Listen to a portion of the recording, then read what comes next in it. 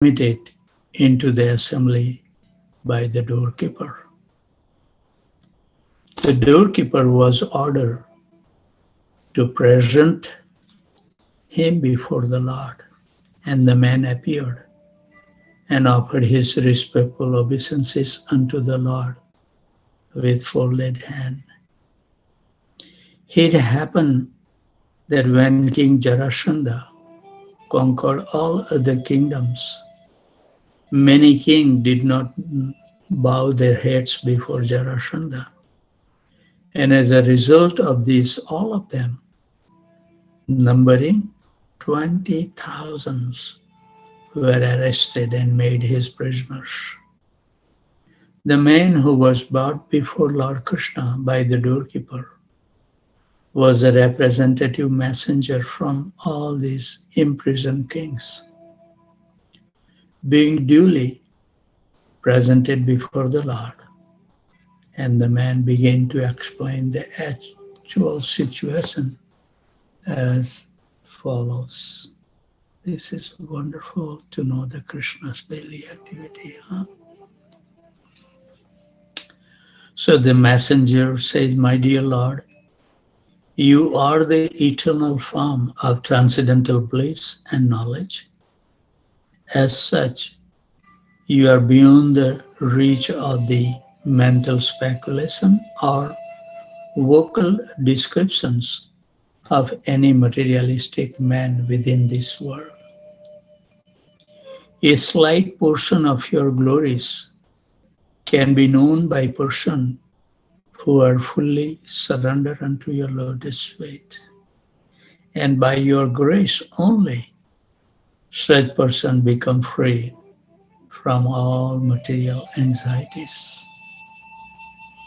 My dear Lord, I am not one of these surrendered souls. I am still within the duality and illusion of this material existence.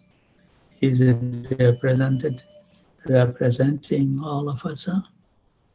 I have therefore come to take shelter of your lotus feet, for I am afraid of the cycle of birth and death.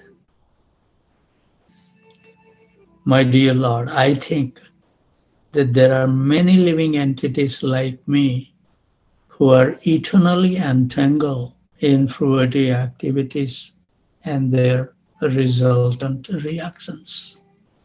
Is really representing the mass of the people. They are never inclined to follow your instructions by performance of devotional service, although it is pleasing to the heart and most auspicious for one's existence. Although it is pleasing to the heart and most auspicious for one's existence, on the contrary, they are against the path of Krishna conscious life. And they are wandering within the three worlds, impelled by the illusory energy of material existence. Wonderful prayer, huh? My dear Lord, who can estimate your mercy and your powerful activities? You are present always as the insurmountable force of eternal time, engage in baffling the indefatigable desire of the materialistics, who are thus repeatedly becoming confused and frustrated. I therefore offer my respectful obeisances unto you in your form of eternal time. My dear Lord, you are the proprietor of all the worlds, and you have incarnated yourself along with your plenary expansions, Lord Balram. It is said that your appearance in this incarnation is for the purpose of protecting the faithful and destroying the miscreants. Under the circumstances, how is it possible that miscreant like Jarasandha can put us into such deplorable conditions of life against your authority. We are puzzled at the situation and cannot understand how it is possible. It may be that Jarasandha has been deputed to give us such trouble because of our past misdeed. Right? Good understanding, huh? But we have heard from revealed scriptures that anyone who surrenders unto your lotus feet immediately becomes immune to the reactions of sinful life. I have therefore been deputed by all the imprisoned kings to wholeheartedly offer ourselves unto your shelter, and we hope that your lordship will now give us full protection. We have now come to the real conclusion of our lives. Our kingly positions are nothing but the reward of our past pious activities. Just as our suffering, imprisonment by Jarasandha is the result of our past impious activities. We realize now that the resultant reactions of both pious and impious activities are temporary and that we can never be happy in this conditioned life. Hari Bol. This material body is awarded to us by the modes of material nature. And on account of this, we are full of anxieties. The material condition of life simply involves bearing the burden of this dead body. As a result of fruitive activities, we have thus been subjected to being beast a burden for these bodies and being forced by conditional life. We have given up the pleasing life of Krishna consciousness. Now we realize that we are the most foolish persons. We have been entangled in the network of material reactions due to our ignorance. We have therefore come to the shelter of your lotus feet, which can immediately eradicate all the result of fruitive actions and thus free us from the contamination of material pain and pleasures. Oh, this messenger is presenting so wonderfully. Huh? He continued, Dear Lord, because we are now surrendered soul at your lotus feet, you can give us a relief from the entrapment of fruitive action made possible by the form of Jarasandha. Dear Lord, it is known to you that Jarasandha possesses the power of 10,000 elephants, and with this power he has imprisoned us, just as a lion hypnotizes a flock of sheep. My dear Lord, you have already fought with Jarasandha 18 times, out of which you have defeated him 17 times by surpassing his extraordinary powerful position. But in your 18th fight, you exhibited your human behavior, and thus it appeared that you were defeated. My dear Lord, we know very well that Jarasandha cannot defeat you at any time because your power, strength, resources, and authority are all unlimited. No one can equal you or surpass you. The appearance of defeat by Jarasandha in the 18th engagement is nothing but an exhibitions of human behavior. Unfortunately, foolish Jarasandha could not understand your tricks, and he has since then become puffed up over his material power and prestige. Specifically, he has arrested us and imprisoned us, knowing fully that as your devotee, we are subordinate to your sovereignty. Now I have explained our awful position, and your lordship can consider and do whatever you like. As a messenger and representative of all those imprisoned kings, I have submitted my words before your lordship and presented our prayers to you. All the kings are very anxious to see you so that they can all personally surrender at your lotus feet. My dear Lord, be merciful upon them and act for their good fortune. At the very moment the messenger of the imprisoned king was presenting this appeal before the Lord, the great sage Narad also arrived. Because he was a great saint, his hair was dazzling like gold, and when he entered the assembly house, it appeared that the sun god was personally present in the midst of the assembly. Lord Krishna is the worshipable master of even Lord Brahma and Lord Shiva.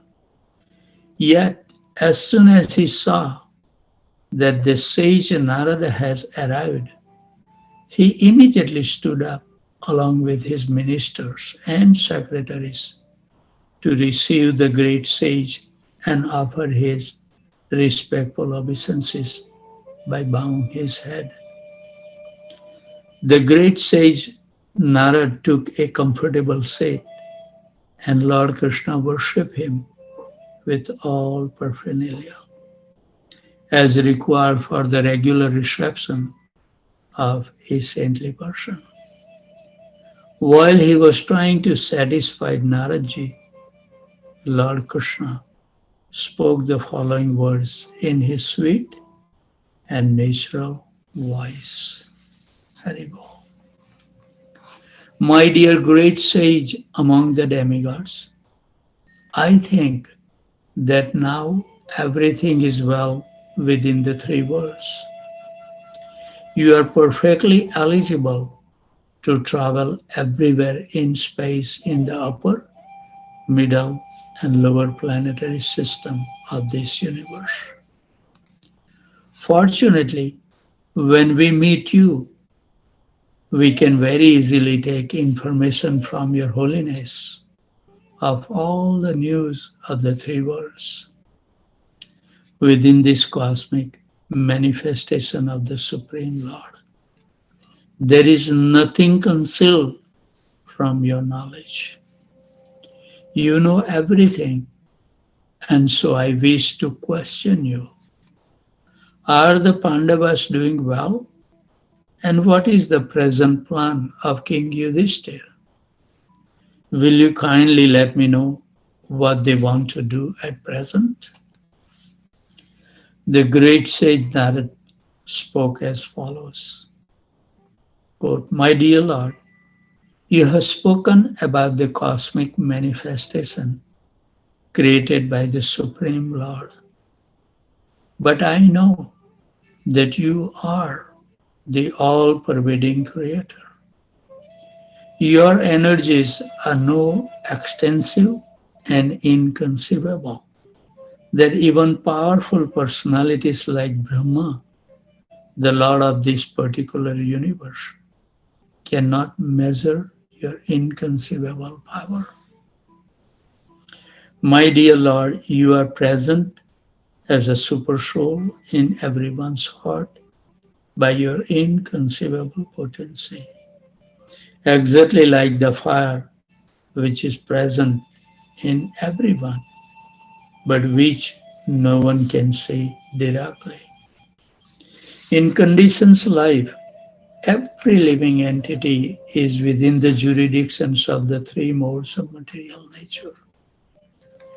As such, they are unable to see your presence everywhere with their material eyes. By your grace, however, I have seen many times the action of your inconceivable potency, and therefore, when you ask me for news of the Pandavas, which is not at all unknown to you, I am not surprised at your inquiry. My dear Lord, by your inconceivable potencies, you create this cosmic manifestation, maintain it, and again dissolve it.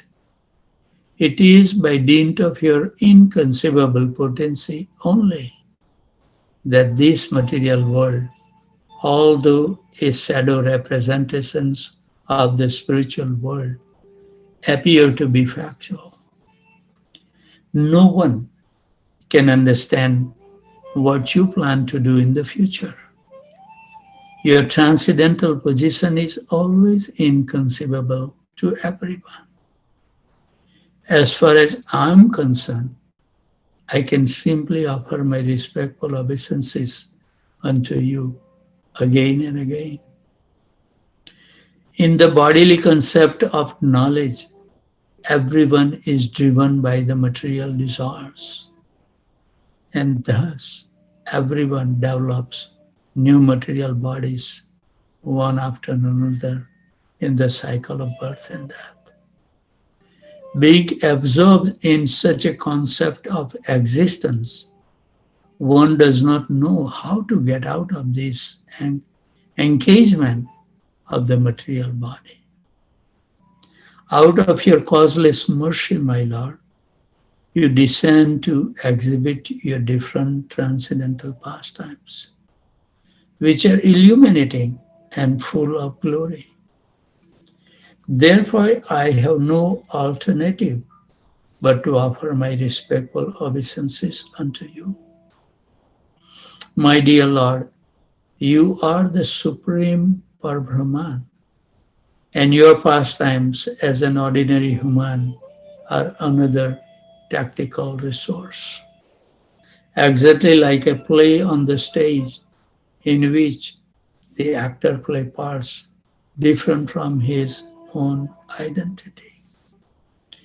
You have inquired about your cousins, the Pandavas, in the role of their well-wisher, and therefore I shall let you know about their intentions. Now please hear me. First of all, may I inform you that King Yudhishthir has all material opulences which are possible to achieve in the highest planetary systems, Brahmaloka. He has no material opulence for which to aspire, and yet he wants to perform a Rajasuya sacrifice only to get your association and please you. So Narada informed Lord Krishna, quote, King Yudhishthir is so opulent that he has attained all the opulence of Brahmaloka, even on this earthly planet. He is fully satisfied and he does not need anything more. He is full in everything. But now he wants to worship you in order to achieve your causeless mercy. And I beg to request you to fulfill his desires. My dear Lord, in these great sacrificial performances by King Yudhishthir, there will be an assembly of all the demigods and all the famous king of the world. My dear Lord, you are the supreme Brahman, personality of Godhead, one who engaged himself in your devotional service by the prescribed methods of hearing, chanting, and remembering certainly becomes purified from the contaminations of the molds of material nature. And what to speak of those who have the opportunity to see you and touch you directly? My dear Lord, you are the symbol of everything auspicious. Your transcendental name and fame have spread all over the universe, including the higher, middle, and lower planetary systems. The transcendental water, which washes your lotus feet, is known in the higher planetary system as Mandakini, in the lower planetary system as Bhogavati, and in this earthly planetary system as Ganga. This sacred transcendental water flows throughout the entire universe, purifying wherever it flows. Unquote. So just before the great sage Narada arrived in the Sudharma assembly house of Dwarka, Lord Krishna and his minister and secretaries has been considering how to attack the kingdom of Jarasandha because they were seriously considering this subject. Narada's proposal that Lord Krishna go to Hastinapur for Maharaj Yudhishthir's great Raswaya sacrifice did not much appeal to them. Lord Krishna could understand the intentions of his associates because he is the ruler of even Lord Brahma. Therefore, in order to pacify them, he smilingly said to Uddhava, quote, "My dear Uddhava, you are always my well-wishing, confidential friend. I therefore wish to see everything through you because I believe that your counsel is always right. I believe that you understand the whole situation perfectly. Therefore, I'm asking your opinion. What should I do? I have faith in you, and therefore I shall do whatever you advise." It was known to Uddhava that although Lord Krishna was acting like an ordinary man, he knew everything past, present, and future. However, because the Lord was trying to consult with him, Uddhava, in order to render service to the Lord, began to speak. Thus ends the Bhaktivedanta purport of the second volume, 15th chapter of Krishna, Lord Krishna's daily activities. So, chapter 16, we will begin. We have more time today to cover. Lord Krishna in Indraprastha city. So, in the presence of the great sage Narad and all other associates of Lord Krishna, Uddhava considered the situation and then spoke as follows. Quote, "My dear Lord, first of all, let me say that the great sage Narad Muni has requested you to go to Hastinapur to satisfy King Yudhishthir, your cousin, who is making arrangement to perform the great sacrifice known as Rajasuya. I think, therefore, that your lordship should immediately go there to help the king in this great adventure. However, although to accept the invitation offered by the sage Narad Muni as primary is quite appropriate. At the same time, my lord, it is your duty to give protections to the surrendered souls. Both purposes can be served if we understand the whole situation. Unless we are victorious over all the kings, no one can perform this Rajasuya sacrifice. In other words, it is to be understood that King Yudhishthir cannot perform this great sacrifice without gaining victory over the belligerent king Jarasandha. The Rajasuya sacrifice can only be performed by one who has gained victory over all directions. Therefore, to execute both purposes, we first of all have to kill Jarasandha.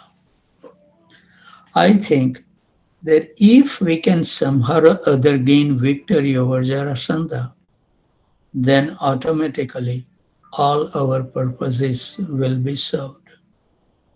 The imprisoned king will be released, and with great pleasure we shall enjoy the spread of your transcendental fame at having saved the innocent kings from Jarasandha as imprisoned.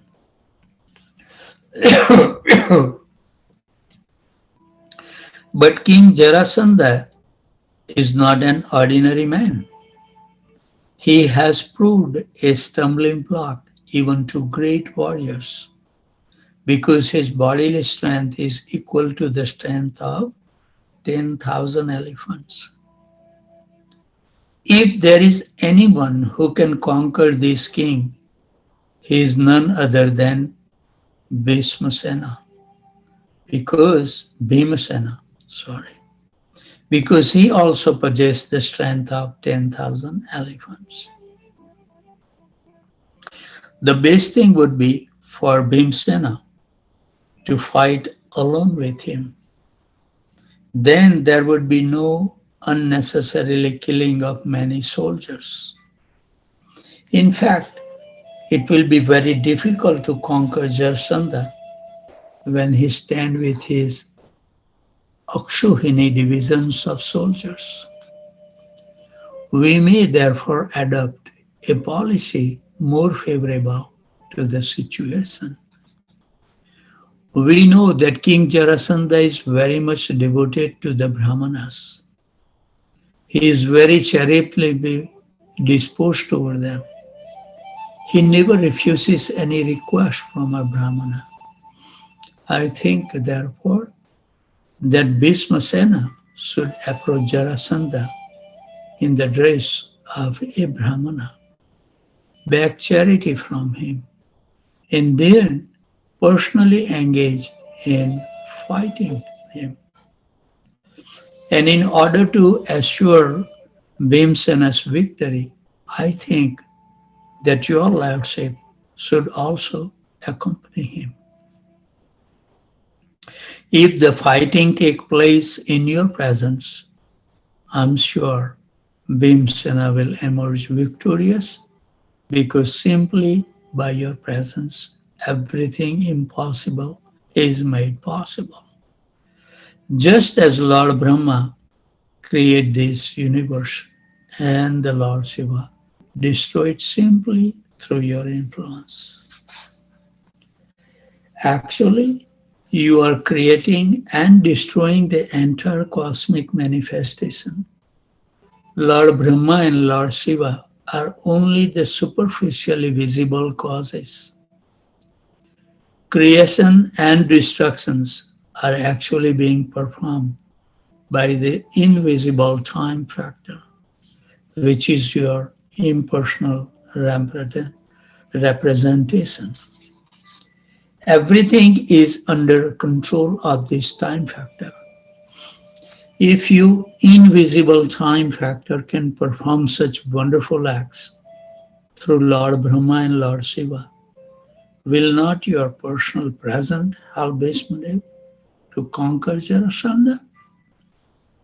My dear Lord, when Jarasandha is killed, then the queens of all the imprisoned kings will be so joyful at their husbands being released by your mercy that they will all begin to sing your glories. They will be as pleased as the gopis were when they were relieved from the hands of Shankha, Shankasura. All the great sages, the king of the elephants, Gajendra, the goddess of fortune, Sita, and even your father and mother were all delivered by your causeless mercy. We also have been thus delivered, and we are always singing the transcendental glories of your activities. Therefore, I think that if the killing of Jarasandha is undertaken first, that will automatically solve many other problems. As for the Rajsuya sacrifice arranged in Hastinapur, it will be held either because of the pious activities of the imprisoned king or the impious activities of Jarasandha. My lord, it appears that you are also personally to go to Hastinapur to perform this great sacrifice, so that demoniac kings like Jarasandha and Sisupal may be conquered.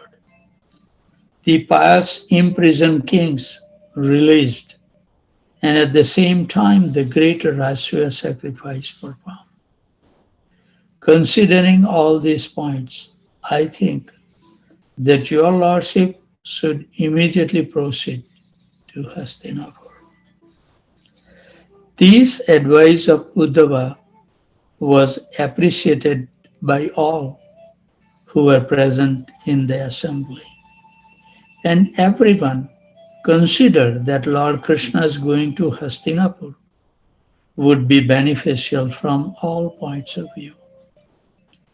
The great sage Narada, the elderly personality of the Yadu dynasty, and the Supreme Personality Godhead Krishna himself all supported the statement of Uddhava.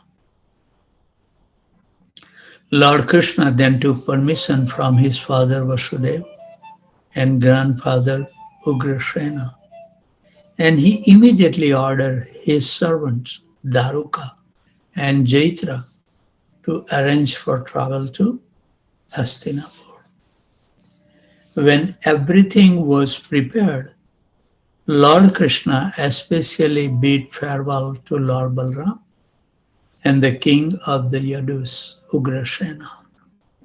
And after dispatching his queens along with their children and sending their necessarily luggage ahead, he mounted his chariot, which bore the flag marked with the symbol of Garuda. Before starting the procession, Lord Krishna satisfied the great sage Narada by offering him different kind of worshipable articles. Naradji wanted to fall at the lotus feet of Krishna, but because the Lord was playing the part of a human being, he simply offered his respect within his mind.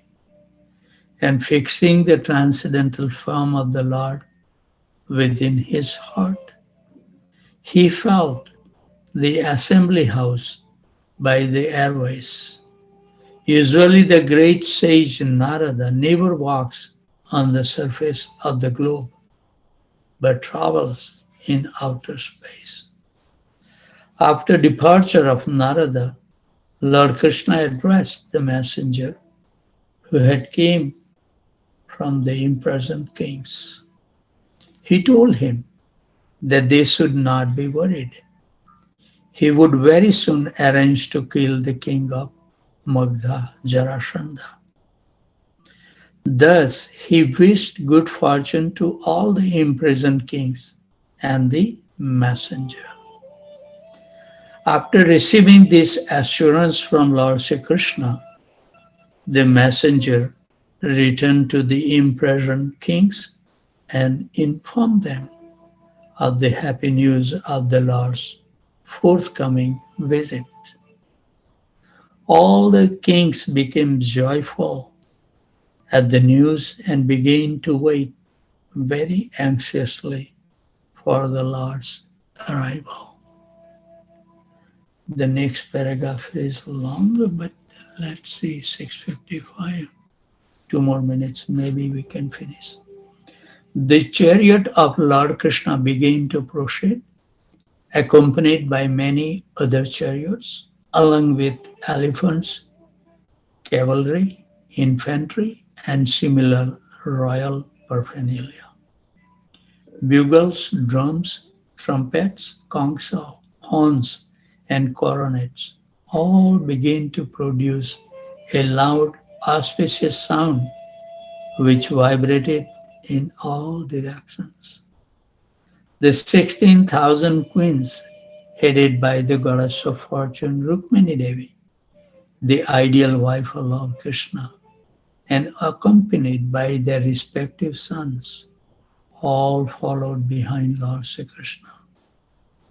They were dressed in a costly garments decorated with ornaments, and their bodies were smeared with sandalwood pulp and garlanded with fragrant flowers. Riding on palanquin, which were nicely decorated with silk, flag, and golden lace, they followed their exalted husband, Lord Sri Krishna.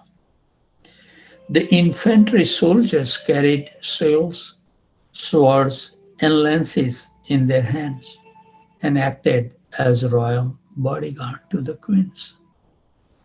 In the rear of the procession were the wives and children of all other followers, and there were many society girls also following. Many beasts of burden like bulls, buffaloes, mules, and asses carried the camps. Hoarding and carpet, bedding and carpet, and the women who were following were seated in separate palanquins on the back of the camels. This panoramic procession was accompanied by the shouts of the people and was full with display of different color flags, umbrellas, and whisks, and different varieties of weapons, dress ornaments, helmets, and arm- armaments. The procession, being reflected in the sunshine, appeared just like an ocean with high waves and shark. So we will stop here. We should be punctual. It's 6:56. Devotee may have to take up their duty. So we'll stop here, and I would like to humbly offer my humble obeisances at the desk of these wonderful devotees who every day take a great austerity to join our Zoom call and give their kind associations. So with those thoughts, I would like to offer my